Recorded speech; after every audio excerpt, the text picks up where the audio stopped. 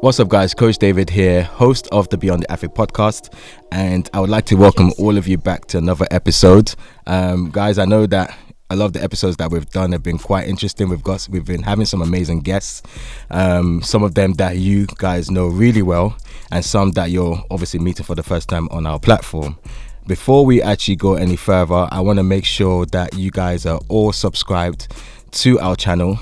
You are following us on Instagram at the Beyond the Athlete podcast, and also you're liking, commenting, letting us know what you think of our episodes, giving us feedback. But also at the same time, thank you for all of you that have viewed, listened on all platforms, whether it's Apple Podcasts, whether it's Spotify, whether it's YouTube.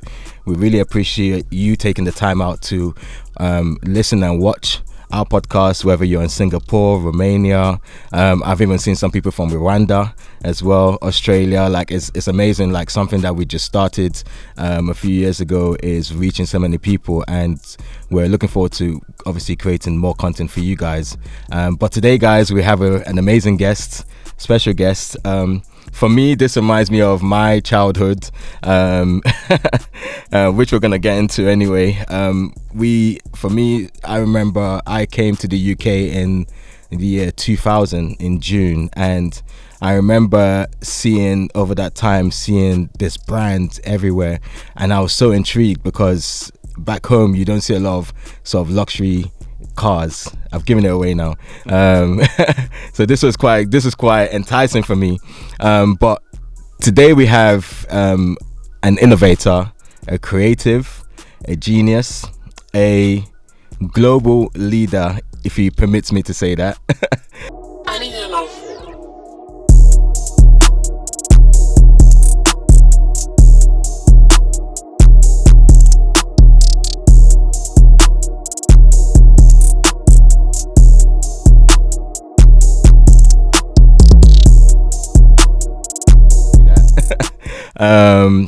A family man, an athlete in his own right, and today I would like to introduce all of you guys to the infamous Mr. Maximillion Cooper.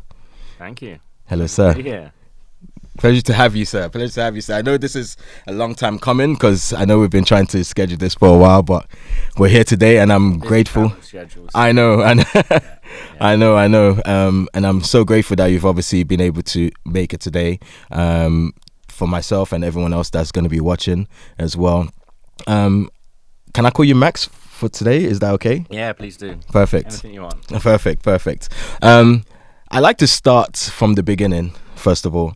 For me, I just kind of shared myself where I'm from. Nigeria, grew up there, came to the UK when I was 12. A lot of that kind of shaped who I am today, plus many other things along my growing up as well.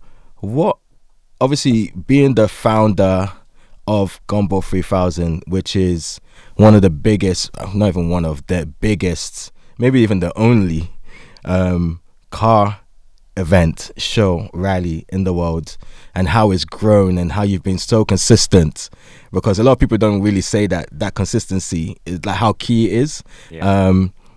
Like 25 years old. Yeah, yeah. Congratulations, man. That's a round of applause, everyone. Honestly, that's amazing. Growing up, obviously, I'm guessing you're UK. What part of the UK?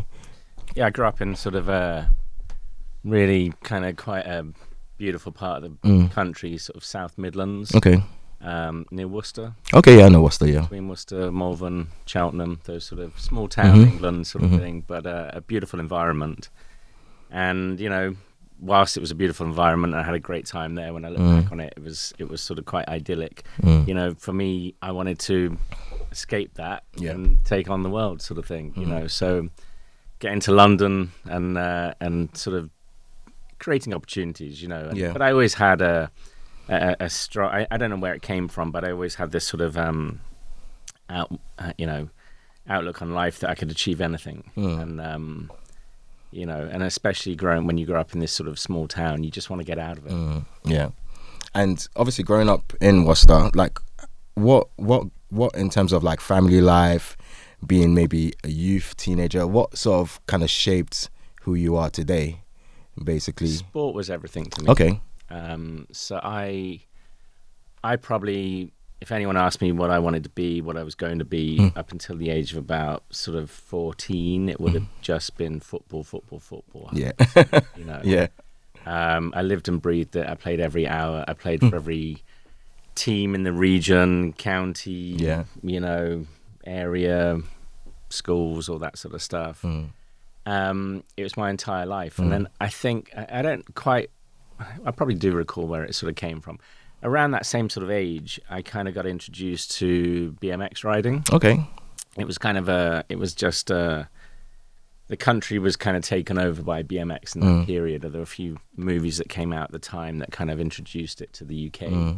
And for a kind of a couple of years in that sort of 80s, like every kid had a BMX basically. And I had one too, and I loved it. I used to do all the tricks and freestyle, as it was sort of called, and I guess that introduced me to kind of it's so funny, you know, because and I talk about this quite a lot, you know, how in sort of, let's say, 4 decades, 3 or 4 decades, how much the world has sort of changed, you know? And so my window to the world really was through BMX magazines, and that kind of culture was all American. It was all kind of Californian culture really, and I was kind of became a little obsessed with it, and just wanted to, you know, I wanted to go there.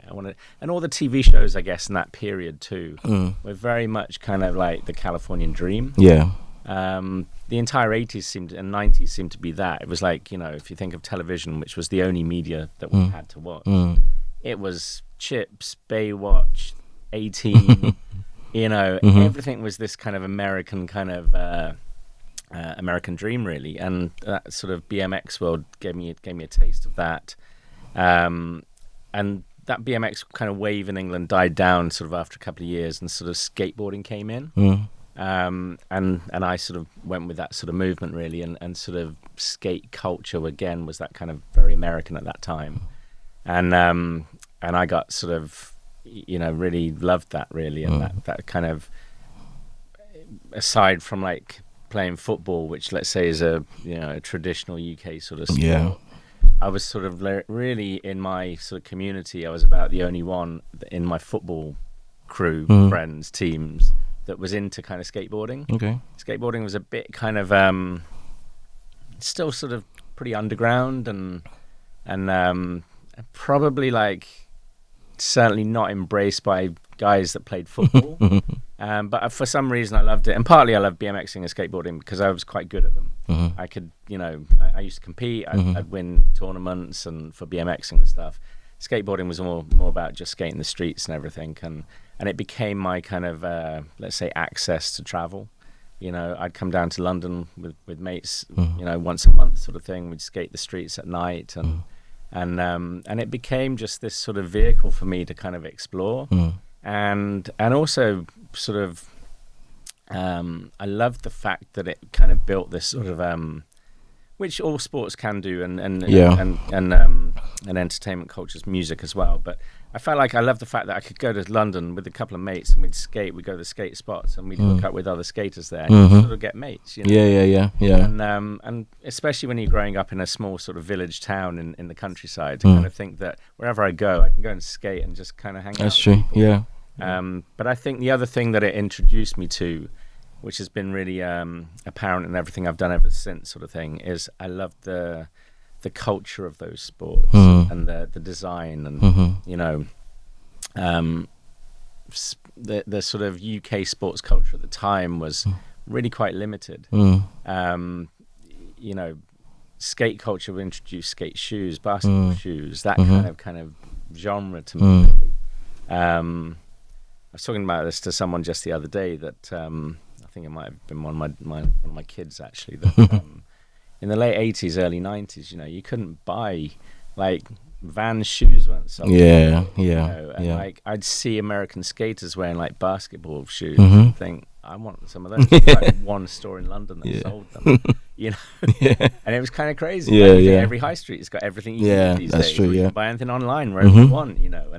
And so I was really kind of like sucked into that, and like I said, you know, those cultures sort of took over really my sort of direction to play football. I played other sports too. Like I said, sport was everything, and I did quite well at a few of them, sort of all county or national level, or table tennis, badminton, any racket sports as well, really. But the kind of table tennis, I took it right through to kind of playing for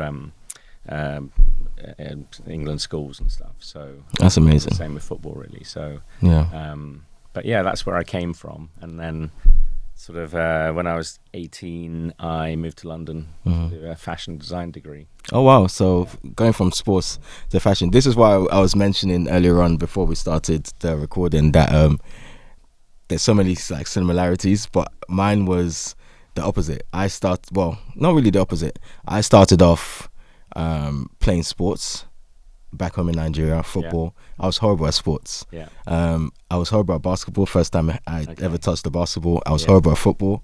My dad used to lock me in the house to just study textbooks. Right. And while my cousins would be outside playing sports, so that gave me more of an eagerness to want to play. Sure. And I come from a fashion background as well, so my mum and dad are actually designers. Okay, wow. Yeah, so that's how they met. So my mum finished fashion school and went to work for my dad, and that's how they met. Yeah. So, which is quite interesting. So so there's always been, you were born into that fashion world. Basically, yeah. So even like two of my sisters are still in fashion now. So one of them works fashion marketing, and the other one works in fashion PR. But she also does like interior design as well. So it's still quite. My mom still makes clothes, so I even sometimes design stuff that I know I can't make and send it to her by the fabric. She does it. Cool. Yeah, which is pretty cool. Yeah. So there's that connection between fashion and sports is so huge right now, and it's for over the years it's been a thing as well. When you look at athletes like back let's say 80s, 90s, or maybe before that, people like Deion Sanders from NFL, like how he expressed himself, and then today when you see athletes and how they express themselves as well, even with your brand Gumball, like seeing what you wear and what everyone else wears as well, it's quite unique and interesting. It's almost like a walking billboard most of the time. So obviously now your journey into London, age 18, going to study fashion. What kind of like maybe even what got you to even study fashion in the first place, and how is there any sort of like intangible skills that you ended up taking from that playing sports into what you're currently doing now? Yeah, it was just, for me it was a kind of a natural progression in the way that I was good. When I say I was good at sort of sport and that was my life, the other thing that I was sort of good at was art. Oh, okay. And anything creative, really. My amazing. dad's an artist, so amazing. I grew up with that world, really. I was decent at other academic stuff, but I had no interest in it at that time. And I hated sort of maths and physics and all those sort of things. And I sort of anything I was good at, like art and sport, I just like went all out to be the best at, sort of thing. You know? And I think back then I didn't know what I wanted to be. I think the career path of becoming a full-time professional sports person was sort of, wasn't taking shape. A few friends of mine that in our football teams went on to be professionals for a few teams, for Portsmouth, for Wolves, and we all had trials and stuff. So there was an element of like still hanging on to that, maybe that sort of football dream. But again, this sort of skate culture, let's say, that kind of I just sort of loved. It was really from not just the skateboarding and that it was the fashion element. At that time, it was very kind of, again, Californian sort of surf skate kind of influence. There were brands that were brand new at the time, like Stussy. Biggest one at the time was Ocean Pacific, it was called. And, there were a handful of like stores in London that sold these kind of brands, which had an element of kind of like skate punk kind of feel about them. And I think, me going into sort of fashion world was really kind of still on that sort of slightly on the skate culture kind of feeling, but also probably as a very early sort of fan or adapter of sort of sneaker culture. And again, through both playing sport and loving the design of football boots and sports shoes and skate shoes, and I remember I used to skate in sort of Converse cons, which were kind of like I'd seen, in magazines sort of stuff, and somehow managed to get a pair of in like Lakers, purple and yellow, Nice.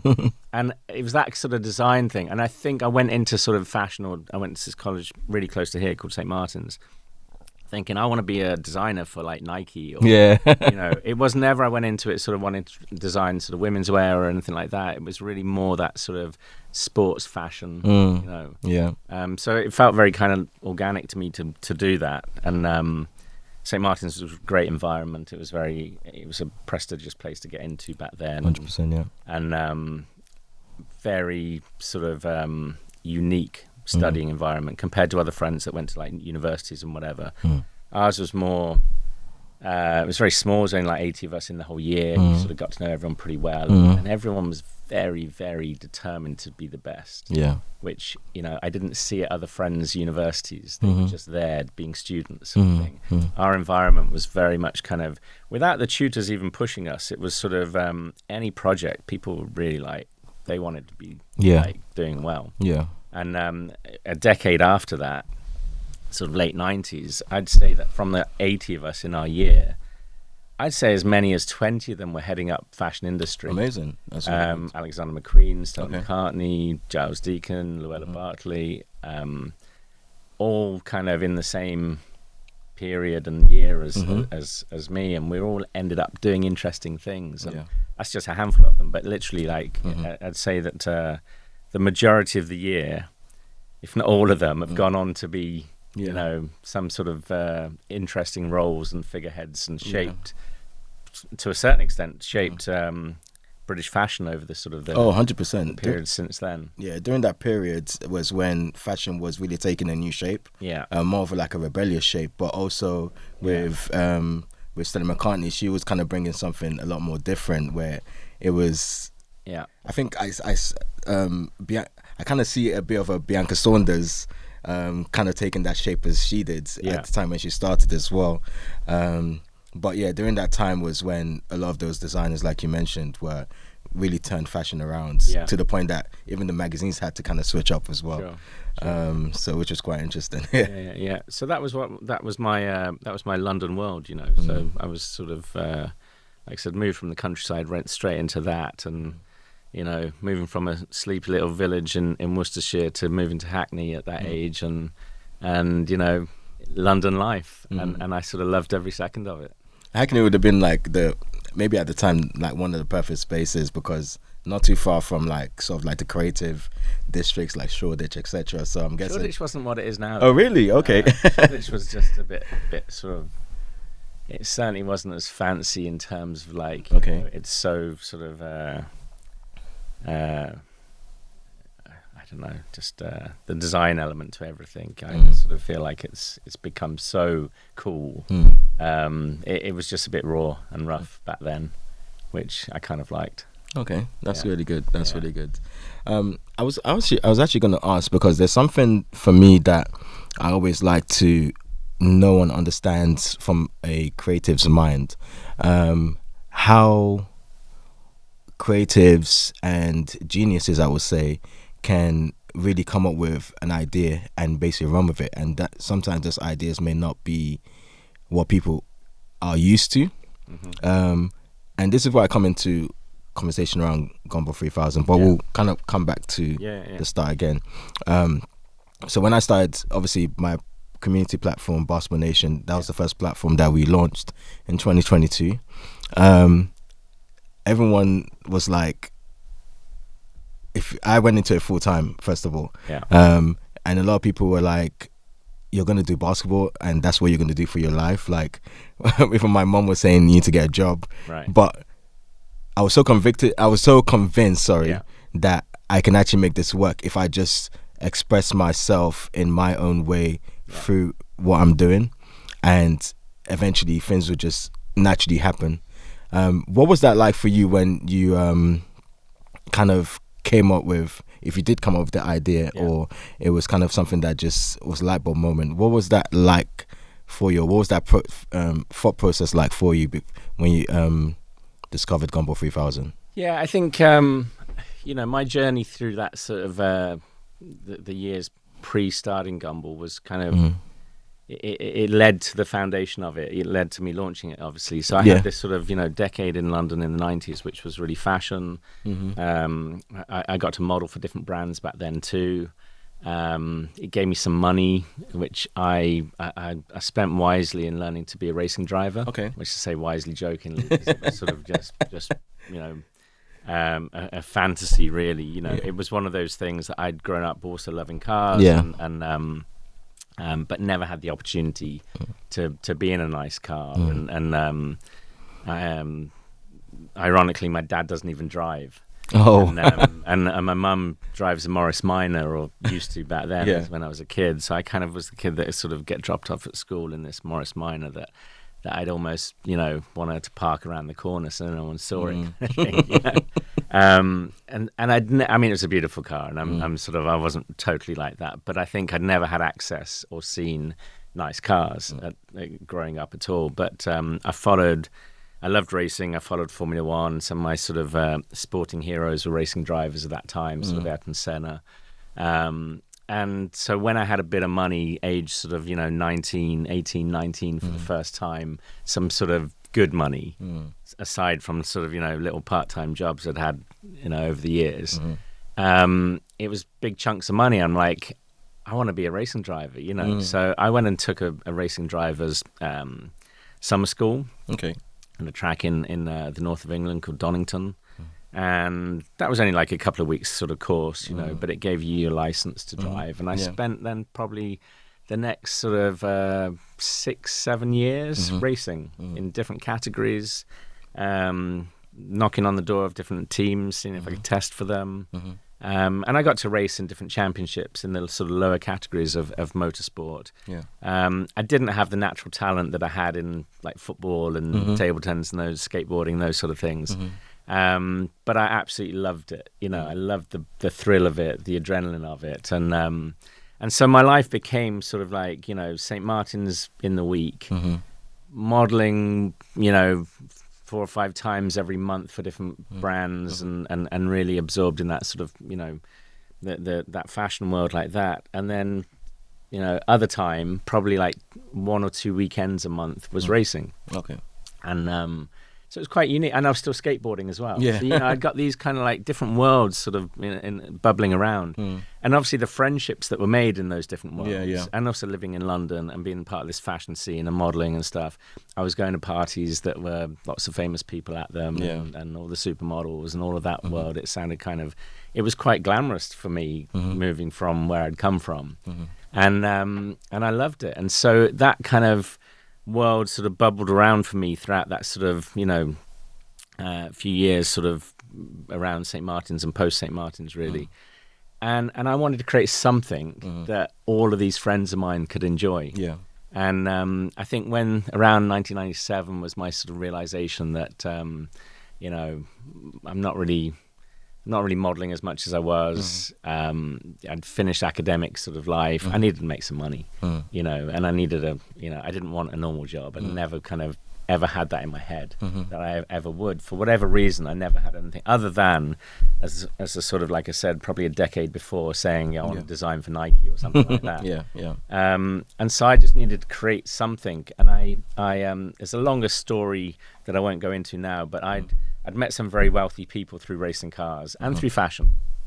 Some of the fashion, Ralph Lauren and Giorgio Armani, these sort of people that I'd got to know as friends, really, some of them. And I got to race a car for a couple of seasons for a very wealthy team owner, and who was a banker, hedge fund banker guy. And he sort of loved me sharing the sort of the fashion world that I was in. That he had no clue about at all. And anyway, the concept kind of came about that I wanted to create this sort of rock and roll, fashionable, cool, sexy race team that didn't really exist at that time. Funnily enough, the closest thing to it now is sort of almost the Red Bull-esque sort of world. But back then, Formula One and motorsport in general was a bit... the racing was great, but the environment of it, the business of it, was a bit dull. And I was comparing it to the fashion world and the music world, which were the other sort of worlds that my week was sort of taking me to. And so we kind of together tried to buy a Formula One team. Oh, amazing. And he was the money and I was the ideas and the creative sort of thing. And we tried to buy this team called Tyrrell. Ultimately got outbid by British American Tobacco, by Lucky Strike cigarettes, and ended up buying this team. So my kind of, that stopped that sort of immediate kind of vision. But what it did in the process of sort of me putting this together, I kind of like pulled in all my sort of friends from these different worlds. Some of them now at this point were sort of very famous in fashion or music or in sport. And they were all excited by my idea to have this sort of cool, you know, Formula One team. And when that stopped, I was like, what do I do? I've got all this sort of, you know, enthusiasm from all these friends of mine. They're all influential people. What do I do with it? So I thought, I'm going to take them on a road trip around Europe over a course of a sort of, you know, a week. And I'm going to throw the best party every night. The party scene was something I knew very well at that point. And I'm going to make it the coolest thing that anyone's ever done. And that's how Gumball came about. So it was really my way of just sort of, you know, including all of these people that I knew and become friends with in this sort of, you know, decade of my life before starting it. And realizing that, you know, these racing driver friends, these fashion model friends, these sort of skateboarder friends, these wealthy guys that I know, the whatever, if I create something they all enjoy, it's going to be kind of quite powerful. So that's what really happened. So I invited sort of 50 odd friends back in sort of April 1999 to do this road trip with me. And we threw great parties, and back then, obviously no social media or anything online at that time. We ended up getting covers of like GQ and Esquire magazine, which were the biggest things you get back then, and FHM. And that first one, which I didn't know at the time, my plan was to create a brand. And it was funny enough, it wasn't a word that was used at that time, but I was using it because of having sort of a hand in these different worlds. I was calling it, I wanted to create a sort of a lifestyle brand that combined all my passions. And funny enough, the word lifestyle was not used. And obviously 2 decades later, every brand's a lifestyle brand, you know, but back then it was a totally new term. And anyway, so doing that first sort of road trip rally around Europe, like I said, I didn't know if it had become, it was a one-off to me at that time. It was a one-off to kind of get all these people together, to show them that I could put on something that they'd enjoy. And anyway, you know, because of the sort of success of that one, in terms of everybody enjoying it, everybody saying, when's the next one? I also kind of came out of that first one owing quite a lot of money because of the production and whatever I'd put into this one. I'd pulled in sponsorship deals because I'd got that sort of, by this point, I'd been dealing with sort of sponsorship for my own racing. And I'd become friends with, sort of, like I said, many brand owners and fashion brands and so on, that I kind of, and through being involved in the fashion world, I sort of pulled them in to sponsor that first Gumball. But I still had a deficit. And going back to sort of your, you know, initial kind of lead into this sort of question, you know, I just had, at that time, the realization on that first rally that this was it. This was, I loved this. This allowed me to do everything I love. You know, this allows me to still skateboard, to race cars, to go to parties, to, you know, my circle of friends, that, you know, the music industry. I love music. You know, I can do, it just combined everything that I was into. And I'm just going to make this like, this is going to work. And when there's, you know, I like coming in here this morning and saying, you know, you're saying you're sort of tired because you worked sort of all night on your business. You know, I think I spent sort of at least the first decade working all night, basically, and going to parties and coming, you know, and having late nights all the time. But in fact, even on the first sort of early years of Gumball, the wearing of glasses, which became a bit of a sort of almost a trademark for me, was partly because I was just out all night. And, you know, and when you're sort of doing stuff early in the morning, you kind of don't want to show how tired you are, you know. So for me, this is my trademark, the caps. There you go. You know. But it was literally like, I think my first 3 years of it, well, I know my first 3 years of it, I had, from earning decent money through modeling and that kind of stuff, that obviously had all stopped by this point. I was full on in the business and to make the business work, but I literally did not have a single penny in my account for sort of 3 years, really. Like if it came in, it was gone, and I constantly kind of owed money for that entire period. But that was partly sort of my my own doing to kind of like not hold back on anything. So like if I wanted to throw a party, I'm going to throw the best party. There's no budget, it's all in, and I'll figure out the money afterwards. Or I have the belief that I'll be able to raise the money to sponsor it or to bring in the right people. And I gained a lot of friends in that period that became fans and supporters of what I was doing, which meant, you know, everything. I think for sort of 3 or 4 years, everything was sort of I got so much support from people. Like I'd have friends that were huge musicians at the time, like the biggest bands in the UK, or artists, you know, Jamiroquai. I don't know if you remember artists like, you know, Jamiroquai, Kylie, Danny Minogue, Happy Mondays, Massive Attack. These are like the biggest artists of that era. And they'd come and play all our parties, and they'd never charge me anything. And it was just like, it was just all friends helping out, basically. Yeah. And the rally became a little bit like that in the terms that, you know, even in the early years of the rally, the word Gumball family came about because it felt like if you'd done it, if you're part of it, you're part of this Gumball family. And it just was my access to everything. So it's sort of, you know, that was the early stages of it. And then thankfully by the sort of the third year of it, the third rally, so sort of two and a bit years in, I think we had our first sort of, you know, big moment that kind of like went from sort of this bubbling around, sort of getting a lot of noise and a lot of kind of attention, but not making any money at that point. And then the third rally, we ended up doing a deal with MTV to kind of film it, and it became the highest watch show of MTV of 2001 in America. Wow! And it was all focused on the Jackass guys, if you remember. Yes, Jackass, I remember. Johnny Knoxville and Steve-O and those guys. But that was our kind of complete tipping point at that moment. And then proper sponsorship deals came and license deals, and it became. By the third year, it was a brand and a business. It was always a business, but it was always kind of a you know, a struggling early business. But by the third year, it was sort of like, okay, we've arrived now. So,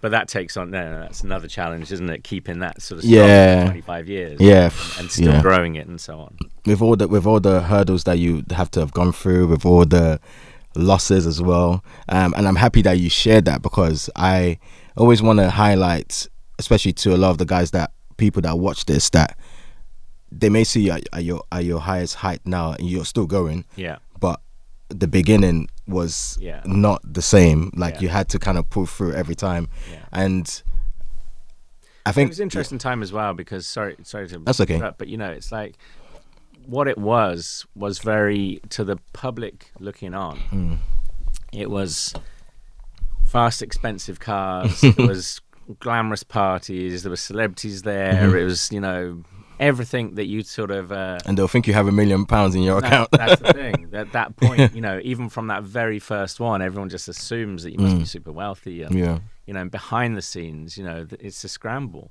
I mean, there were times where, like I said, I literally would be working all night, and particularly as well because I'd be trying to get, you know, sponsorship from US companies and just working all hours. And I mean, someone reminded me as well that I saw fairly recently that was sort of just a mate of mine, and my office, Gumball office back then, early 2000s, was like a little muse house in Notting Hill, and it was my house, it was my home, it was like a 1-bedroom little flat basically, sort of thing, and I remember sort of, you know, we had like, I don't know, we had a couple of tables in there that just looked, you know, we'd got from wherever, and a printer, and I remember like the printer had run out of ink, and I had to be sending stuff out. And I remember a mate of mine that I called up had got some of this ink, and he lived in like, I can't remember where it was now, but it was like in Islington or something like that. And I hadn't got enough money to get there and get back, so I walked there and walked back and printed the stuff out. And you just think, you know, like, people don't know behind the scenes what's going I'm on, telling you, you know. And at the same time, the rally's got like celebrities and Bugattis and whatever. Like no one would believe that sort of stuff was going on, but it's that kind of constant hustle and belief, and never giving up kind of attitude that kind of I think is a common denominator with a lot of people that have achieved success in business. Yeah, it's so interesting because I'll share mine as well. So obviously starting Basketball Nation, the reason why we actually even started it was two things. I wanted to find a way I wanted to help people, but I didn't know how to make money to help people, maybe to create things, etc. So I said, you know what, let me just find I connected with a young guy, 17-year-old, played basketball. At that time, I wasn't playing as much. So when I saw him, it almost kind of like lit a fire in me. And we said, okay, let's book a court. I'll book it. I'll bring some of my guys that's play with you. Bring some of your teammates. Had 25 people there in Maidavale, St. Augustine's. And ended up having the 2-hour session. No one paid for anything. And the level was just amazing, like the vibe. We had music, everything, and then we said, you know what, this could actually be a thing. Like when I was younger, I would have to pay £10, £15. Obviously, young black guy, low socioeconomic background, single mom. £10, £15 at the time was not always like available to go and play indoors. Most times you maybe play like half an hour for that £15 or £10. So I said, you know what, we're going to do this every week, and we're never going to charge anyone to play. And we've been doing that for the last 3 years now. 3 years in June. We've never charged anyone to play basketball indoors, and we're the only one right now that's been doing that for that long in the UK. Some people can argue with that, but I know that for sure from the players. And for me, I just remember those days where I would be going to the sessions carrying the speaker, carrying 2 tripods across my shoulders, carrying the camera bag because we want to live stream, we want to get someone to do the video content, to the point now that we even have a DJ now in our sessions every week. But it got to a point where same thing as well, we just didn't have money. I didn't know how to make money to do what I was doing. I didn't want to go back to work because I felt like that was very easy for me to do.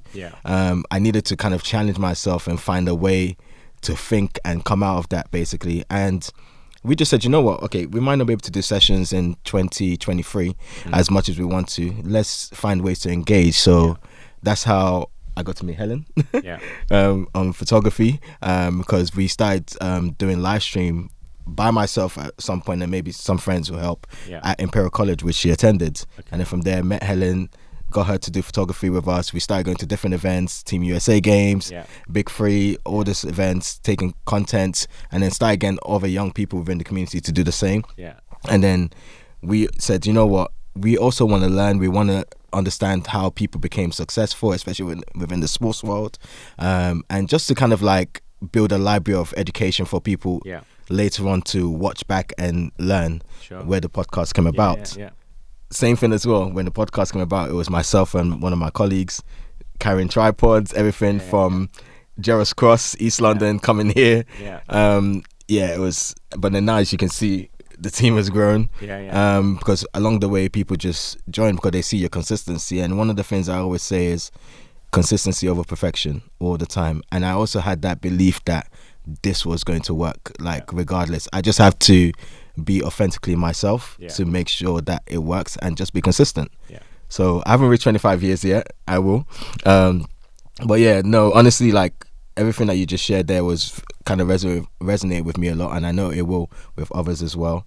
What was the first Gumball rally like for you? How did you feel? Because I know the first time I did a major event, which was a football tournament last year, 42 teams, 3,000 people in attendance, and I had to create 20 new teams with individuals on the day with everyone around me. There was like hundreds of players around me. I was overwhelmed, but I'm weird. I like pressure. Pressure is like my best friend. So how did you feel? I'm very similar with that. I work well under pressure. I sort of, I think I probably encourage the pressure as well by just sort of, trying to do things that might not have been done before. Or take on that challenge, basically. I mean, the first rally was, when I look back on it, it was a chaotic disorganized.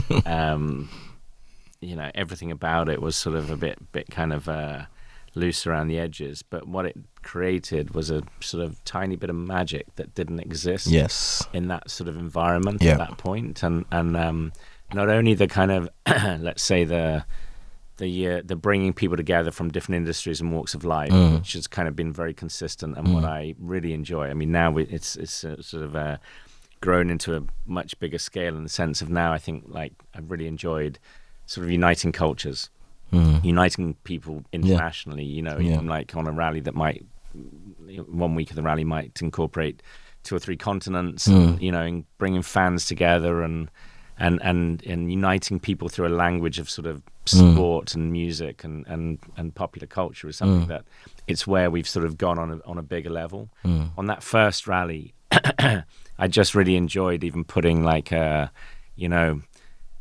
banker next to a skateboarder, next to a racing driver, next to whatever. Just kind of, I mean, the common denominator really on that first one, which remains now, is that the participants in the event are generally pretty successful in whatever field they're in. Yeah. So that sort of they've all got that sort of aura, I guess, or something around them that's got them to where they've got to. Yeah. And I think putting a room full of that kind of personalities together just sort of creates something really quite powerful, really. Yeah. And taking people out their comfort zone is something that I've really enjoyed over the years too. So the rally as well is I wouldn't say it's chaotic and disorganized anymore. It's completely the opposite of that. But it takes people out of their comfort zone still. Yeah. And that's sort of very much sort of calculated kind of schedule that we sort of put on, really, so that we know that the event's always a week long, and sort of by day 3 I'm trying to kind of have broken the entrance, really, in terms of sort of the rest of their world, the rest of their lives. They've sort of their phones are off, they're kind of they're not worrying about anything else. They're just in the moment and living that week kind of just whatever we throw at them, whatever the route is, whatever's going on that day, that night, whatever, they're just embracing everything. And it's become something that anyone that participates in it becomes a week of their lives that they'll remember forever. Exactly. Which, we're all busy, we're all doing various things every year, but there's very few weeks of your life that you can just kind of stand out. Yeah. I can barely remember what I did last week, sort of thing. But, so to have a few moments in just our entire lives that are memorable, maybe go up there and they stand up there in the sort of memories of people getting married or having babies or whatever, but Gumball is a moment as well. Yeah. And somehow we've managed to sort of maintain that sort of those ingredients, really, to still keep it that bucket list kind of event. That's amazing. And just got bigger and stronger and better and more ambitious, and it's kind of like developed itself over time as well, which is quite interesting. Do you have a favorite out of the 25, and do you have one of the 25 that was a flawless event? I don't think any of them have been flawless. Okay. I mean, no, but some of them have, many of them have sort of ticked a lot of other boxes in terms of like the what I've tried to achieve. I mean, probably my favorite event,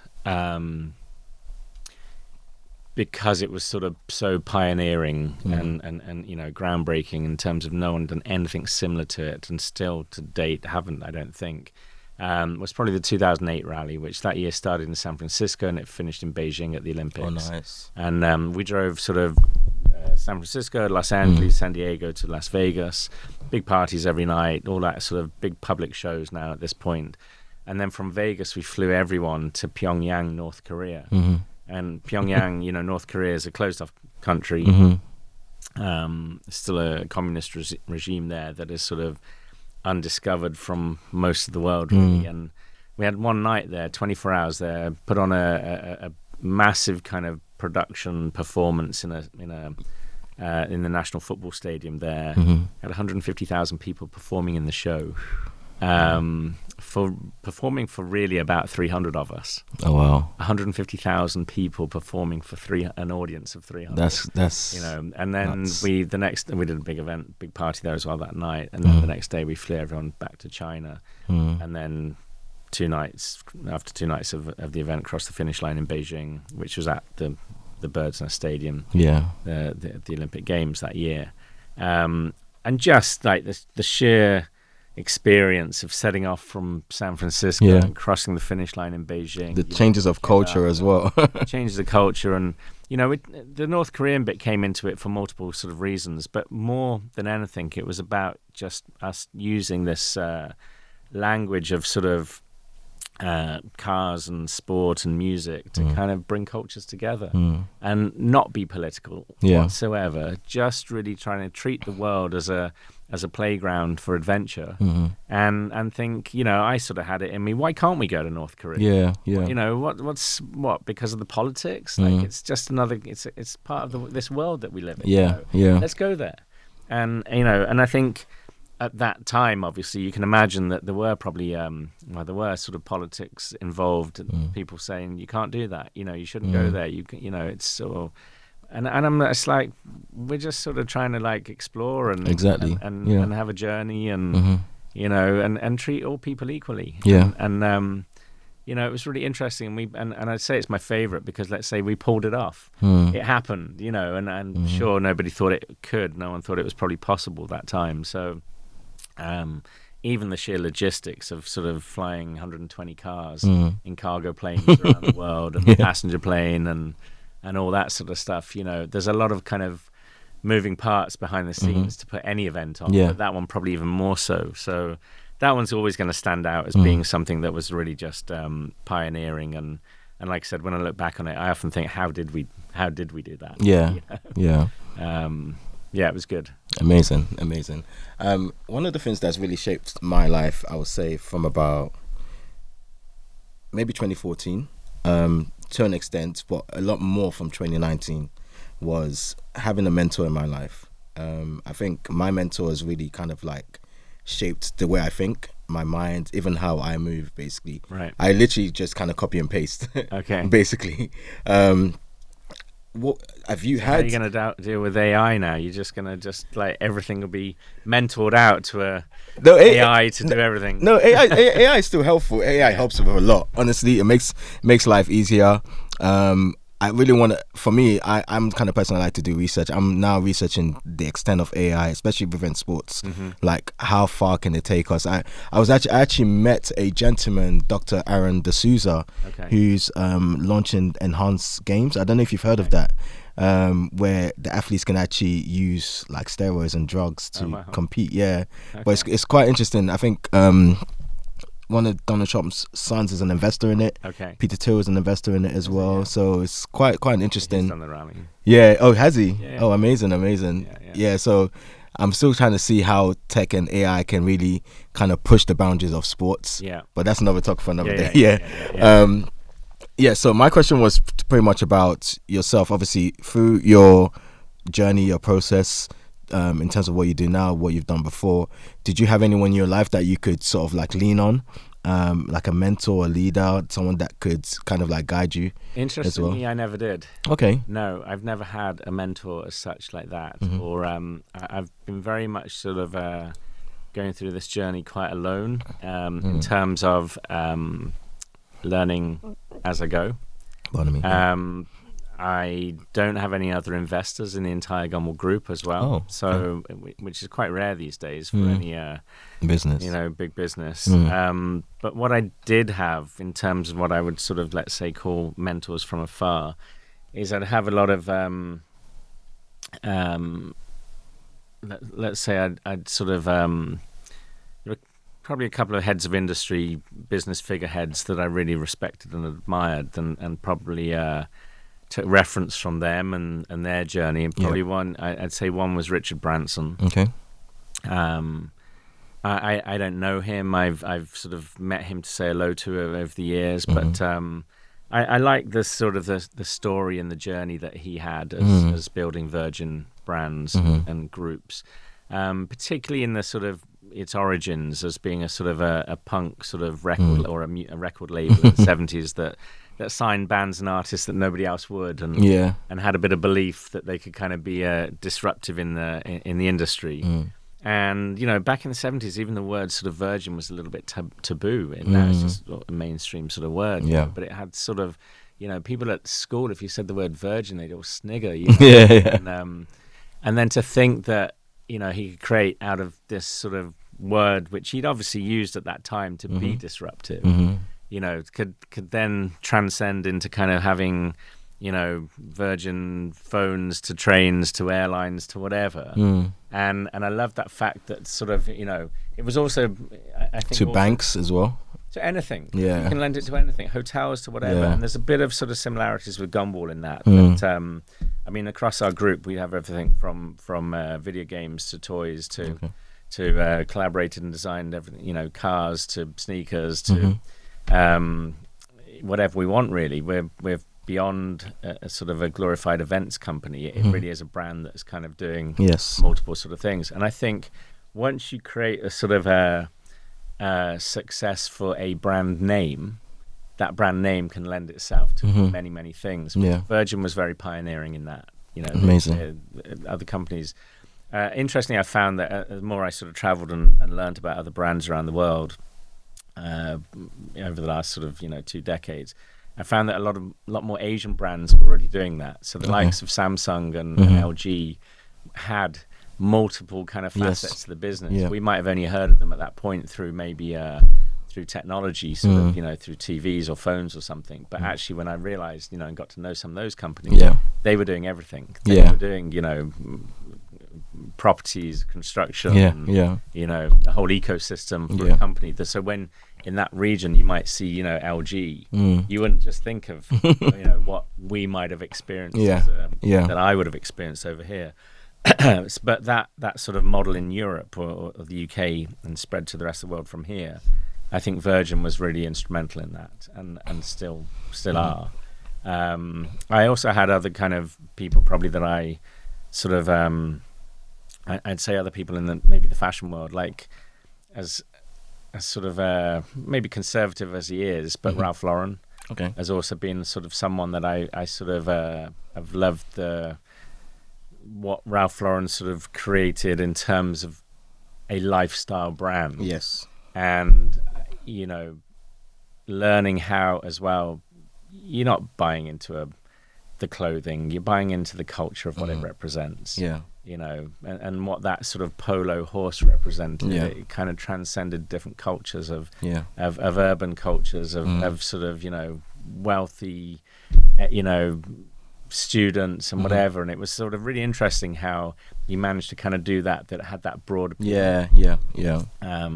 And also has maintained that kind of consistency for sort of 4 or 5 decades now. And it started off with ties. Which is amazing. So it's definitely been inspired by a lot of people, but let's say Branson and Ralph Lauren are two that kind of I've like slightly looked up to. And for yourself now, obviously being at the top of your genre, industry, world, I don't know, like mountain, what sort of things, because I know you have a foundation as well, which is what I'm trying to tap into. There are young people that are seeing what you're doing within like that sports and education space right now. What's your plan with the foundation, and what sort of projects are you currently doing to kind of give back to the community as well, and how important is community to you as well? Well, I think just over 10 years into sort of building the brand, I sort of realized by that point, we'd reached a certain level where we're in a financial position where we're able to kind of expand in all different areas. And I think at that point, I also realized what a powerful community of alumni that I had. Not excluding the sort of fans of the brand, but actual participants, people who had taken part in the rally. At that point was probably close to sort of over 4,000 individuals. And those 4,000 individuals at that point were from every corner of the world, and were founders of PayPal and you know, sheiks and the biggest DJs and rappers, and I essentially I got an amazing kind of collective voice of wealth and influence, and lots of multimillionaires and billionaire participants. So I was like, how can I harness that to kind of do a bit of good for the world, really? And so it's where the foundation sort of came from, and with the mission really to kind of keep it within the worlds that we know, really, to sort of support those sort of communities across, predominantly across sport and music and the arts, to kind of, you know, invest back into those scenes. Especially the more you travel around the world, and I've spent sort of now sort of three decades of traveling around the world. It feels like every week sort of thing, and just seeing communities that don't have anything. And I mean that can be across the UK completely as well, or it can be also be across, you know, any cities, countries that I'm traveling to. Yeah. And so I just sort of thought, you know, I want to use that not just finances that that we are managing to achieve at that time, but just the voice and influence of our sort of, you know, Gumball ambassadors to kind of do a bit of good with it. So we've sort of started the foundation back in 2013. Okay.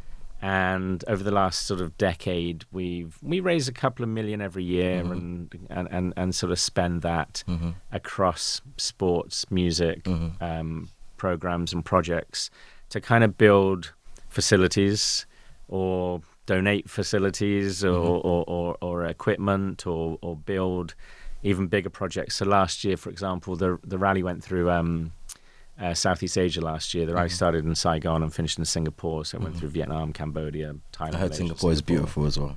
Yeah, I mean that whole region is absolutely beautiful. Yeah. But you know, you're going through kind of wealthy cities to really kind of very poor communities in one day's drive on the rally. And I think over the years we've sort of refined our sort of our sort of game plan for sort of how to use our foundation and to engage with projects by using the rally route. So every year's rally, you know, takes us sort of 2.5 years to organize one rally. We're already working on like 2027, for example, right now. Yeah. And so we're working with these sort of communities for sort of so long that it's sort of, once the rally's been, we're gone, you know, and it's a shame. So now we're kind of trying to leave some sort of legacy projects in different regions to kind of keep ourselves engaged in these worlds and these environments that we've had such a kind of an input with for sort of at least sort of 2+ years. So on last year's rally, two good examples for you. In Cambodia, on the second day of the rally, the drive was from Phnom Penh, the capital, up to Angkor Wat, which is one of the wonders of the world. The lunch stop that day sort of happened to kind of geographically fall around a sort of fishing community where all the houses are built on stilts, and you know, there's no roads, there's no cars, nothing. The people get around on little boats and whatever, and the local school there didn't have anywhere to play sport because it's just a sort of a school on stilted legs, basically. So we actually built a floating platform for them as a you know, a multi-purpose kind of, it's actually a basketball, football pitch. Amazing. And we did that completely. You know, instead of, I think what we learned as a foundation over the years, in our first sort of few years of it, we would raise funds and we'd spend those funds by kind of almost donating them to an existing project. Yes. Whereas now we've sort of learned, actually, we can do it ourselves. Yeah. We can actually build that facility. And we did the same in Thailand 2 days later on the rally. We had a stop in Thailand where, again, a floating football pitch there that we sort of, which that football pitch had already been built, but we it was tired and disused sort of thing. So we sort of invested to kind of like rebuild it essentially. And it's great because you can then actually, you know, the rally participants can also see where funds that they might have been instrumental in raising and supporting are going to, and we're incorporating them into the rally and organising sort of, you know, charity events there as well, celebrity football matches and that kind of stuff around the place. So so it's really nice now to kind of be able to sort of think, we're going to go and build, you know, like this year's route is in September. It goes from Istanbul to Ibiza. Yes. And around the sort of region of Romania and Serbia, aside from probably football, which is probably number one sport across all the countries we go through, but basketball is their sort of number two. Oh yes, popular sport Serbia there as well right now. Yeah, so we're we're working on building a basketball court in a small town that doesn't have one, or has rough versions of something, so we're trying to do that there. And then in Valencia, which the rally goes to on the penultimate day of the rally, Valencia, if you remember, a year ago had horrendous floods in the region, and sort of those floods wiped out communities and schools and sports facilities. So we're working with the community there to rebuild football pitch. Amazing.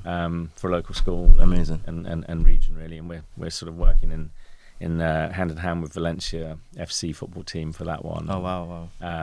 But again, it's just if we have the resources, we have the contacts, we have the the network to kind of do these things, and so it's quite exciting to do them, and to see what the impact that they have. And aside from sort of those examples, we've sort of now had over a decade of building skate parks with Tony Hawk Foundation. Amazing. It's now called the Skate Park Project, but founded by Tony Hawk, and Tony's done the rally as a participant for over 10 years. So since the early years, I think he's done the rally 10 times in that period, and we're very close friends back from sort of skateboarding days, really. So, and various other things, working with Football Beyond Borders. Yes, I funny enough, I did a podcast workshop with them for some of the young guys, which is quite cool. And working with Laureus Sport for Good, which is the biggest sports foundation in the world. And again, it's just to kind of it's basically to kind of give kids, youth, children opportunities that they might not have because of just the geographic location they were born in and the environment that they've sort of entered this world in. And I as quite often it's quite unfair, they might not have something. So if we can just help with where we can, then that's our mission, really. That's true. Very inspiring, Max. Very inspiring. And it also reminded me of even something that we're working on. We have a young guy called Reese. He runs a roller skating community called Roll In, and one of the issues, like, he's 18, but he's a beast, basically. So he's gone to his council. He lives in Southend. He's gone to his council. So in the UK right now, especially London and sort of surrounding areas, there isn't a home for roller skaters. So they have to go into parks, into different places, which then people end up calling the police to kick them out. So he's now gone to the local council to really fight for that, and he's having some progress. So he's part of our sort of larger community, because we have, alongside basketball, we have a larger community: fitness, football, boxing, etc. So we're now kind of like supporting that and saying, okay, how can we now also get other councils involved? So pretty much hearing what you do, I'm like, oh, okay, we're also like going down the same track as well. So it's quite inspiring to hear that, and I'm sure everyone else that's thought about doing something like that to kind of push their communities will hear that and be like, okay, cool, I can actually make something happen. I think we all found that you've got to take it on board yourself. It's 100%. You can't wait for councils. No. You can try and you can push them, and maybe you get something. But you still have to find a way as well. You just got to find a way. 100%. And I sort of, I think even going back to kind of my teenage years and being skateboarding and stuff, there was nothing in our entire region to sort of skate, and anywhere that you kind of wanted to skate that was sort of public private property or whatever, you'd get kicked off straight away. So it's sort of like every environment, every community kind of needs a bit of to not sort of ignore the demands and desires of kids doing stuff, because I think any sport or creative fields are just not sort of considered. They're not budgeted properly by governments. They're sort of secondary kind of things. 100%. Kind of private, individuals to kind of just get on with it and do something. 100%. Because even when you talk about basketball, which is obviously my favorite sport, in the UK right now, there's so much talent, but there's such a big gap between age groups, where once you get to that age of about 17, 18, and then 20 or 21, if you're not playing pros when you're in college, that's it. Like, there's nothing else for you. So we're obviously trying to change that over time. It's not going to happen overnight. Maybe in the next 10 years there might be a difference. Can I ask you, it's a question that comes up quite frequently in terms of when I'm having conversations with sports brands and whatever, and why does the UK not have sort of famous basketball players and a league that is on a par with sort of other leagues across Europe, even, let alone the US. Because culturally, for the last sort of, I'd say basketball was introduced into the UK maybe before me, but predominantly when I was at school, when I was a teenager, was the time when sort of Magic Johnson, Larry Bird, and then obviously Michael Jordan came into kind of the world of our lives. Yeah. And Michael Jordan in particular has just been one of the most celebrated people on earth since beyond then. sports. Beyond sports, but also kind of single-handedly shaped the entire fashion industry or sneaker industry. Oh, 100%, yeah. It's been adopted and loved in the UK as much as anywhere else. Why is it not sort of spearheaded a kind of a proper sort of like, you could walk in the street right now and ask 100 people, name a famous UK basketball player, and I don't think they could name no. If they don't watch it, they can't name it. You know, and that's strange because most other sports in the UK, you could probably name a tennis player, you could probably certainly name football players. You know, any major sport, and basketball is a major sport. Yeah. Why is it not sort of got that status in the UK? It confuses me. Okay, three answers to that. Number one, culture. I think in the UK, we tend to embody other cultures when it comes to basketball or just the sports lifestyle in general. We're trying to take on the American side, but then some parts might be trying to take on European structure. But we haven't. UK has its own culture. We've never actually put UK's culture when it comes to sports or basketball specifically out there to people. And that's not just come from myself, that's come from a lot of the guys that have actually gone over to the States to play. We actually have a strong British culture, especially London on its own. Everyone outside of the UK sees London as the UK because it's a popular city. Why don't we take that culture out to Paris, to Serbia, to the States, and not really trying to embody theirs, but also showing, okay, this is what we're about over here as well. That's one thing. Second thing as well is structure and system. It's only now that a few places have a structure, but it's not a generalized structure. So, for example, the school I went to, we play basketball, but we don't play in a basketball league. We just play in a school league. But then you have but you have other schools that play in EABL, College League, or EYBL, which is they play against Spanish teams, French teams, etc. So they tend to travel. But why isn't that not across the board? Because there's some talents that are in those other schools that no one gets to really notice. But essentially, my questioning is more not around the sort of basketball is played in schools. It's obviously loved. You know, people play it up and down the country. I'm sure we have some incredible talented players. There. But it's really not financed. Yeah, that was my third thing. By kind of either government as a sport, or by companies, you know, and obviously, the likes of your Nikes and so on are supporting it, but nothing like to the level of they're supporting it when it comes to summer events, all that kind of stuff. Like, for example, with ourselves, we've contacted Nike, Adidas, they just decline us all the time, and we want to do things differently. And I understand that that's their brand, they can do whatever they want, but that finance side has always been a big thing, and that's something that I've kind of taken on myself with my team to actually tackle, by building the right relationships over time, by obviously showing certain things are possible, because the next generation, I don't want them to come up and go for the same thing that maybe I went through and some of my peers went through. They can also start their own sort of community or system that enables them to eventually fund the sport. But I think in the UK we wait for the government to fund things when we can actually. I mean, so much kind of big business that's being missed out. 100%. From broadcasting rights and sort of just transfers of players to sponsorship and whatever. That the UK is just not sort of doing it in basketball. And the federation as well. And they can come after me after this. And the federation as well. I feel like it's quite very money hungry as well. Okay.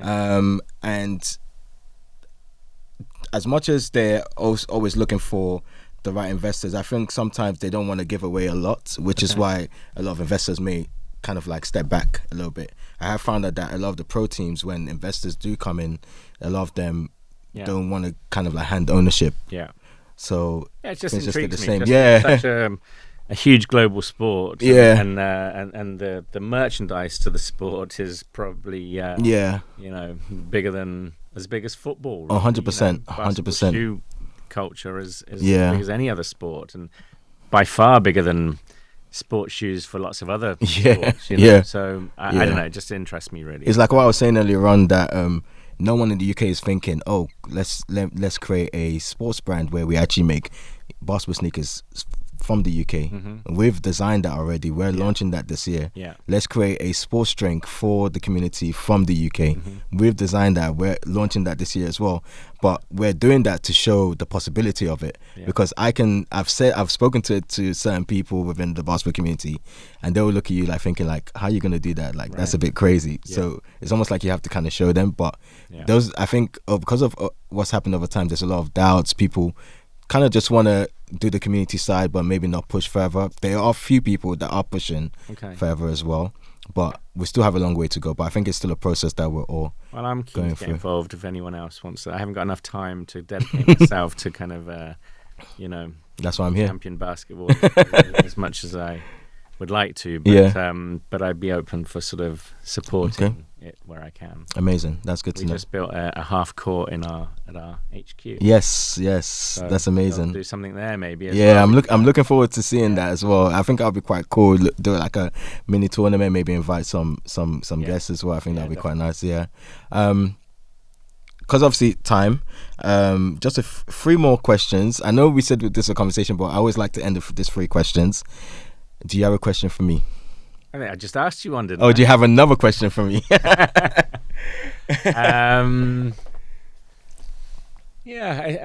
let me have a think. Where do you see yourself in the next 10 years? What would be your goal? Not for the next 10 years, but I can share my ultimate goal. My ultimate goal is to be head of industry in sports, definitely, and not in basketball. Sports, yes, in general.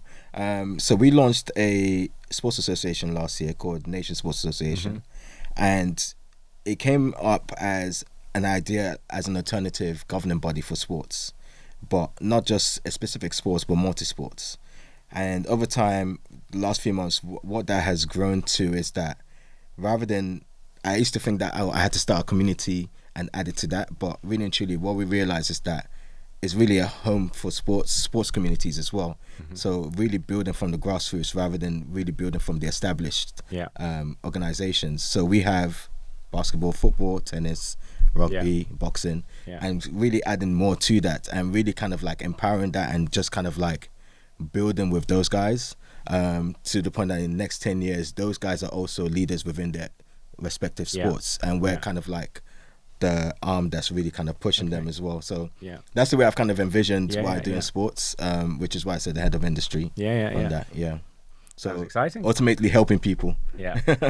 Pretty much. So well, we'll have to sit down in 10 years time and and I will show you. This is what I've achieved. I love that. I hope you do. Thank you. Lastly, second to last, I always ask because everyone knows these athletes. Obviously, basketball is my first sport, but motor racing is your sport. So how can I put it now? I'm going to do basketball actually. You have to start, bench, and trade Michael Jordan, LeBron James, Kobe Bryant. I have to what? Start, bench, or trade. Okay. I will. Who was it? It was Kobe. It was LeBron and Jordan. Say? Yes. Well, start Jordan. Bench LeBron and trade Kobe. Interesting. Very good. That I'm actually going to create a compilation of all the answers at the end of this year, so that will be quite cool.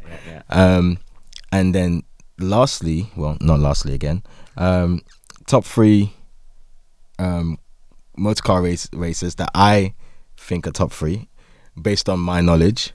What, drivers? Drivers, yes. Yeah. F1 drivers. Yeah. Based on my knowledge. From 1 to 3. Yeah. So number 1 being obviously number 1, the GOAT. Yeah. Senna, Schumacher, Hamilton. Hamilton in 3rd. Okay. Schumacher 2nd. Okay. Senna 1st. Amazing. That's good. Okay. I love that. And lastly, who would you like Sorry, to... Lewis. I don't think he would mind at all. I don't think he would mind at all. Yeah. And lastly, who would you like to see on this podcast, and who would you like to also invite or introduce onto this podcast? Well, I'd probably like to sort of have a think who I could invite from our sort of Gumball community of alumni and ambassadors and friends, really. Mm-hmm. You might have to do it. He's not in London very often or in the UK very often, so you could probably maybe travel to him. Well, travel to him or do it online or something. But I could probably introduce you to Dennis Rodman. Oh, amazing! Okay, and he's a great character. He's been on Gumball a couple of times, and become a friend of mine, and be interesting to kind of have his take on UK sort of. He's actually played in the BBL for the Brighton Bears as well. So it'd be good to get his kind of take on the current status of it, you know. So I'd like to see him on it, really. Okay, amazing. That's really good. I just also wanted to say, if you pass me the book and the Hot Wheels. Obviously, you gave this to me at the start. Yeah. Can you all see this, guys? Probably need to take it out of the cover, right? No, I will take it. Should I do that now? Yeah. Okay, let me do it now. Almost like an unboxing video. This is really cool. My wife is going to love this as well. Voila. I think slide it out and then you can see the cover. Slide out, yeah. Take that. Thank you. Wow. This is beautiful. There you go. Thank you, Max. Thank you very much. Really appreciate that. And then you got a little Gumball Hot Wheels that you Hot Wheels as well. Yeah, I don't know, you sprinkle some water on it and exactly. Yeah. Literally, why not? But yeah, this is amazing. Thank you very much. I think this is the first gift I've received on the podcast. Oh, really? Wow. Yeah. So I appreciate that. But yeah, thank you for coming on the show. It's been an honor. I've really enjoyed our conversation. I know the conversation's not going to end here. And yeah, thank you everyone for watching. I hope you've enjoyed this conversation as much as I have, and I hope you have learned from this conversation as much as I have as well, and been inspired as well. Don't forget, always do comment down below, or just send us a message on DMs on Instagram. Just let us know what you think, how we can improve as well. We're always looking to improve. Your feedback is super important. Like I always say, don't forget to subscribe. More content to come out. But we appreciate you guys for watching, and hope to see you on the next episode. Max, thank you very much again. And take care, everyone. Coach David out. Peace.